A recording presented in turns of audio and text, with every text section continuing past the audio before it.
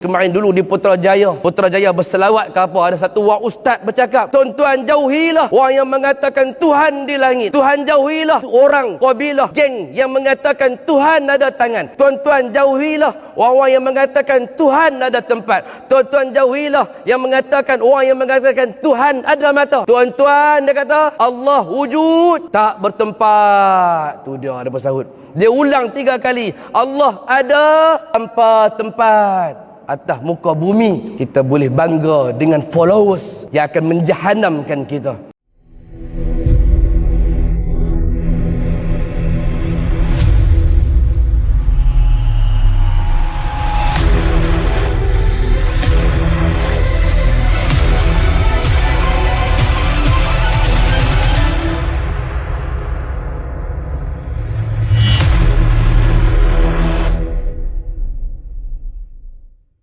Tuan-tuan balik, tuan-tuan belek, tuan-tuan tataplah suratul Nur ayat 63 tu baik-baik.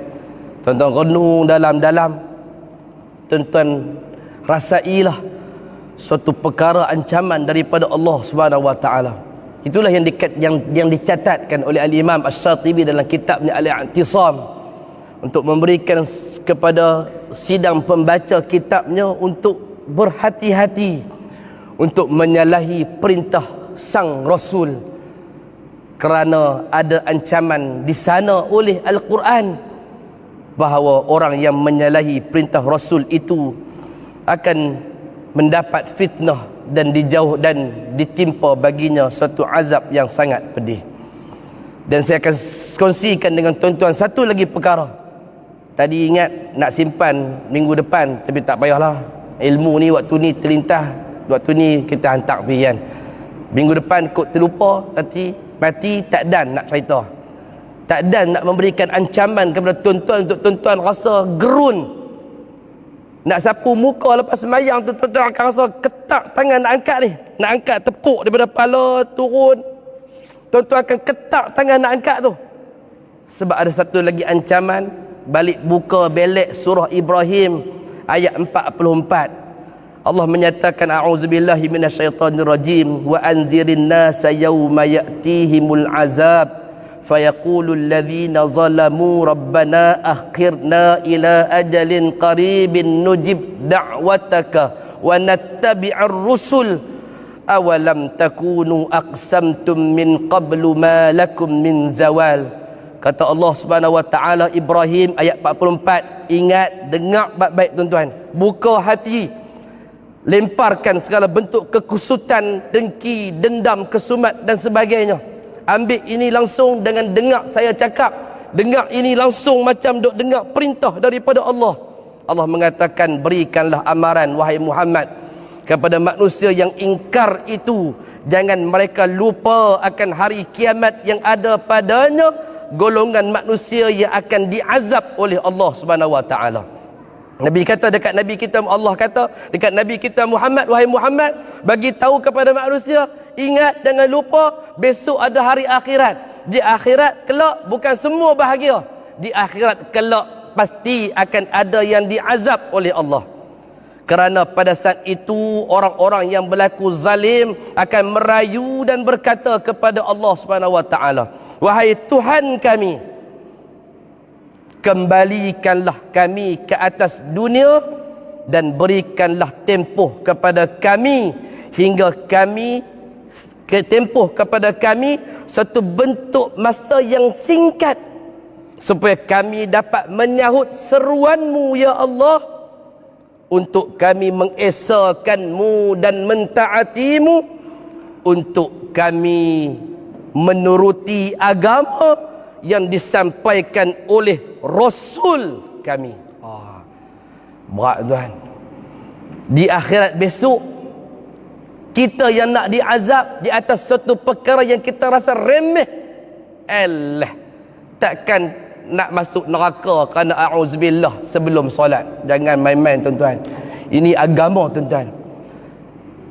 Takkan nak masuk neraka kerana sapu muka lepas sembahyang. Takkan nak masuk neraka kerana kata astaghfirullahalazim alladzi la ilaha illa huwal hayyul qayyum 3 kali. Tak kata astagfirullah sahaja. Jangan sombong tuan-tuan. Jangan angkuh. Takut tuan-tuan, takut. Esok yang nak diazab akan kata dekat Tuhan, Rabbana akhirna ila ajalin qaribin nujib da'wataka. Ya Allah, kembalikanlah kami atas muka bumi sat untuk kamu pastikan kami memang benar-benar ingin mentaati dan mengesakanmu ya Allah. Mengesakan Allah yang macam mana? Mengesakan Allah dalam bentuk yang Allah Subhanahu wa taala inginkan. Allah kata sifat dia beristiwa di atas arash. Ya, kita nak mengesakan Allah dengan sifat istiwa di atas arash. Allah mengatakan tangan dia di atas tangan mereka. Ya, kita nak mengesakan Allah dengan sifat tangan yang ada pada Allah Subhanahu wa taala. Allah mengatakan bal yadahu mabsutatani, dan kedua-dua belah tangannya yang terbentang. Kita nak mengesakan Allah dengan sifat kedua-dua belah tangannya yang terbentang. Tuhan mengatakan dalam suratul Qamar, tajri bi a'yunina jazaan liman kana kufir. Bahtera Nabi Allah Nuh itu berjalan di bawah pandangan mata kami. A'yun, mata. Kita akan mengesakan Allah dengan sifat mata yang ada pada Allah. Atas muka bumi kita boleh kempen. Atas muka bumi kemarin dulu di Putrajaya berselawat ke apa, ada satu orang ustaz bercakap, tuan-tuan jauhilah orang yang mengatakan Tuhan di langit. Tuhan jauhilah orang kabilah geng yang mengatakan Tuhan ada tangan. Tuan-tuan jauhilah orang-orang yang mengatakan Tuhan ada tempat. Tuan-tuan jauhilah yang mengatakan orang yang mengatakan Tuhan ada mata. Tuan-tuan, dia kata Allah wujud tak bertempat. Tu dia ada bersahut. Dia ulang 3 kali. Allah ada tanpa tempat. Atas muka bumi kita boleh bangga dengan followers yang akan menjahanamkan kita. Besok kita akan minta dekat Tuhan, ya Allah, kembalikanlah kami ke atas muka bumimu untuk kami mengesakanmu ya Allah, bahawa engkau memang memiliki sifat beristiwa di atas aras sebagaimana yang telah engkau sebut di dalam Al-Quran, Ar-Rahmanu 'alal 'arsy istawa. Satu, kedua, apa kata mereka? Kembalikanlah kami di atas muka bumi sebentar. Wa nattabi'ir rusul, kata Allah, untuk kami nak ikut apa kata Rasul kami, apa jalan Rasul kami.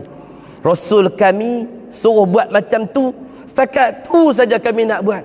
Kami tak mau melebihi daripada Rasul dan menganggap suatu perkara yang kami buat itu lebih sempurna untuk menyempurnakan agama yang ditinggalkan oleh Nabi kami Muhammad sallallahu alaihi wasallam. Kalau tidak, sia-sia majlis selawat, sia-sia majlis cinta Rasul kalau kita tak mengikuti jalan yang dibawa oleh nabinya Muhammad sallallahu alaihi wasallam. Kemudian Allah Subhanahu wa taala melanjutkan firman-Nya, dan supaya kami menurut agama yang disampaikan oleh Rasulmu. Dan kemudian mereka berkata, dan rayuan mereka kata Allah akan ditolak. Awalam takunu aqsamtum min qablu ma lakum min zawal, kata Allah. Dan sesungguhnya rayuan mereka akan ditolak dan dikatakan kepada mereka, tidakkah kamu telah diberikan tempoh masa yang cukup di atas muka bumi dulu? 60 tahun, 70 tahun hidup. Tak cukupkah 60, 70 tahun untuk mengesakan kami menurut Al-Quran yang kami turunkan? Kenapa nak esakan kami? Kenapa nak kata kami wujud tak bertempat? Esok kita akan jawab depan Tuhan. Tuhan kata, tak cukupkah masa yang kami berikan kepada kamu dengan dakwah yang disampaikan kepada kamu untuk kamu nak ikut benar-benar sunnah yang telah dibawa oleh Rasul kami? Kata Allah Subhanahu wa taala dahulu bahawa keadaan kamu tidak akan mengalami sebarang perubahan, kata Allah. Kalau buat balik pun atas muka bumi, nescaya kamu tetap akan enggan dan juga sombong diri. Hadirin hadirat yang dimuliakan Allah, mudah-mudahan perkongsian terakhir berkaitan dengan surah An-Nur ayat yang ke-63 dan Ibrahim ayat yang ke-44 akan dapat memberikan kepada kita suatu bentuk syarahan terhadap perkara yang dikatakan oleh Syekh Said Hawa, bahawa di antara perkara yang pertama yang akan ditendang keluar daripada pembersihan jiwa kita ialah bibit-bibit kesombongan dan bangkangan terhadap Allah. Di samping ia merupakan pengakuan terhadap rububiyahnya Allah dan hak-hak pengaturan yang ada bagi Allah, kita akan sambung tentang fasal rububiyahnya Allah dalam kuliah kita yang akan datang.